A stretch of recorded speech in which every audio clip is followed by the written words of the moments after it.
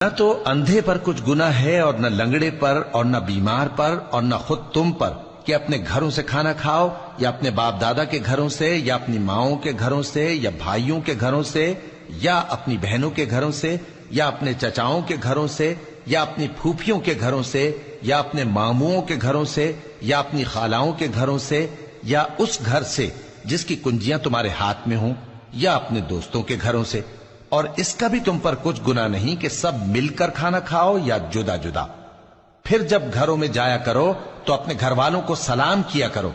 یہ اللہ کی طرف سے مبارک اور پاکیزہ تحفہ ہے۔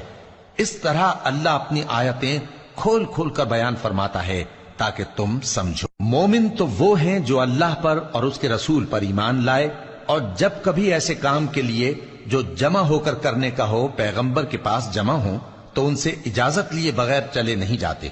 اے پیغمبر